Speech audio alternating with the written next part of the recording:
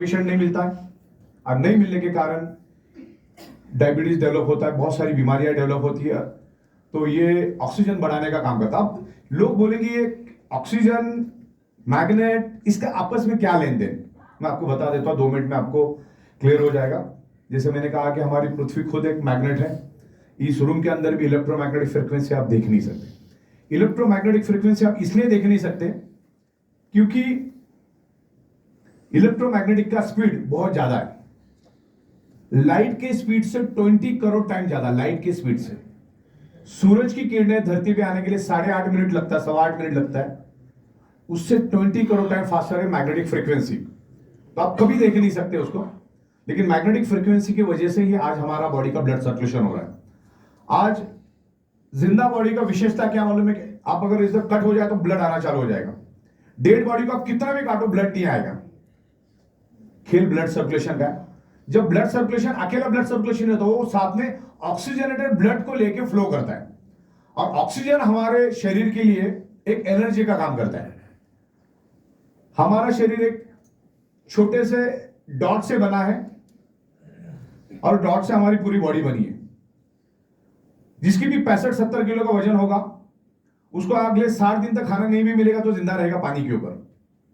15-17 दिन पानी के बगैर भी जिंदा रह सकता है। लेकिन अगले 60 सेकंड अगर आपको ऑक्सीजन नहीं मिला तो आपकी बॉडी फड़फड़ाना शुरू करेगी, ब्रेन के सेल्स डेड होना शुरू हो जाएंगे। बराबर है ना? क्या सही है क्या गलत है? सही। और किसी को डाउट हो तो अपना नाक और मुंह खुद दबा के देखो, नहीं तो ये सुनील तिवारी साहब को बोलो तो दबा देख।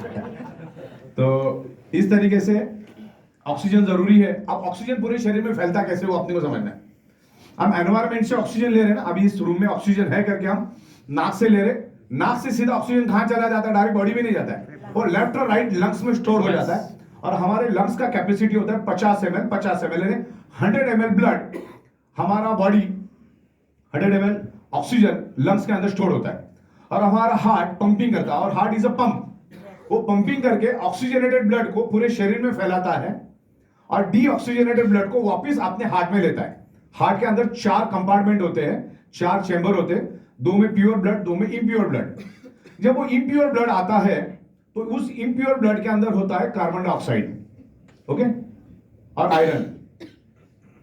जैसे उस हार्ट के अंदर वो कार्बन डाइऑक्साइड और आयरन युक्त खून आता है तो heart with in a fraction of second उस ब्लड को लंग्स में भेज जाता है। वो इम्प्योर ब्लड होता है, उसमें सिर्फ कार्बन डाइऑक्साइड होता है। और carbon dioxide is a very harmful chemical poison gas for our body. वो किधर आया? अभी हार्ट में, हार्ट से किधर आया? लंग्स में। लंग्स में जैसे आता है ना, उस कार्बन डाइऑक्साइड को खींच के कौन लाता है मालूम है? आयरन। कौन लेके आता है? आयरन उस केमिकल जहरीली जो गैस होती है, पॉइजन वाली गैस कार्बन डाइऑक्साइड, उसको साथ में दबोच के लेके आता है लंग्स में। और लंग्स में जैसे लेके आता है आयरन उसको छोड़ देता है। किसको?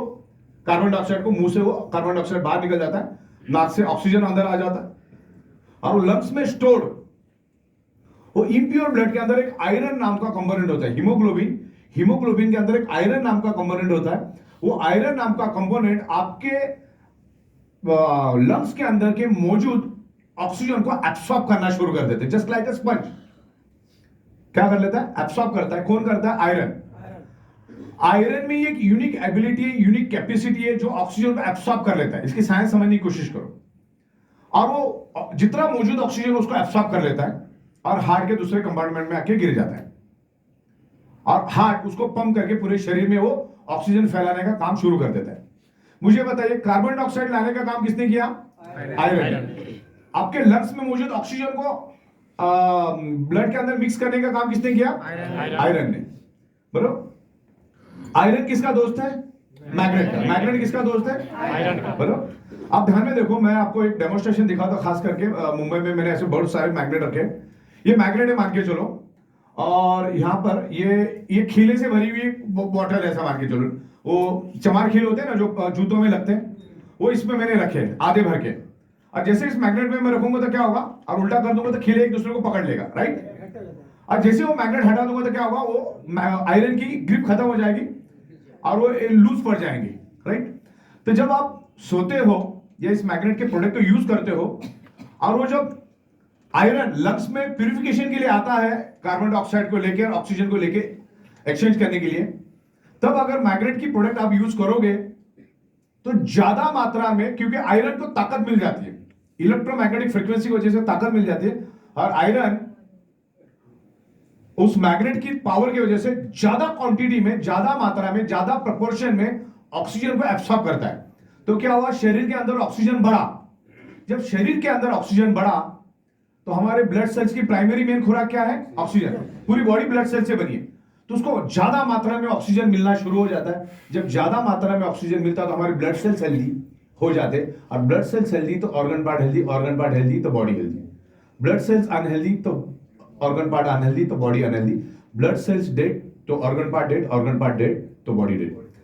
ब्लड सेल्स में अगर ऑक्सीजन की कमी हुई तो ब्लड सेल्स दोस्त और दुश्मन को पहचान नहीं पाता, कौन दोस्त और कौन दुश्मन है। फिर मल्टीपल वायरसेस हमारे शरीर में अटैक करते हैं और अलग अलग टाइप की बीमारियां होती है, और कोरोना में भी आपने वो देखा। तो ब्लड सेल्स को मजबूत करो, दुनिया की हर एक प्रॉब्लम निकल जाएगी। और ब्लड सेल्स को मजबूत करने के लिए या शरीर में ऑक्सीजन बढ़ाने के लिए दुनिया के किसी भी मेडिकल स्टोर में कोई दवा नहीं है। क्लियर हो गया? तो मैग्नेट के सिवा कोई चारा नहीं है। तो हम जब मार्केट में जाते हैं तो ये कोई मैग्नेट किसी बीमारी की दवा नहीं है, ये बायोमैग्नेट किसी बीमारी की दवा नहीं है। दवा जो आपका डॉक्टर देता है आप उसको लेते रहो। और सबसे पहला ये प्रोडक्ट, ये बायोमैग्नेटिक प्रोडक्ट किसने लेना है? जो बंदा अपने आप को हेल्दी समझता है उसने सबसे पहले लेना है। जिसको कोई प्रॉब्लम है उसको तो लेना ही लेना है। और साथ साथ में आप आपके डॉक्टर की ट्रीटमेंट भी चालू रखो। डॉक्टर जो बोलता है वो डाइट भी लेते रहो, डॉक्टर जो बोलता है वो क्या मतलब उसका एक्सरसाइज भी करते रहो, जो डॉक्टर बोलता है करते रहो। और इसका अल्टरनेट यूज करो, क्योंकि हमारा शरीर 5 एलिमेंट से बना है और उसका शिकार डॉक्टर भी है, वो आज वो नहीं मिल रहा। जो डॉक्टर जिसका सुपर स्पेशलिस्ट होता है ना, वो डॉक्टर उसी बीमारी से ही मरता है।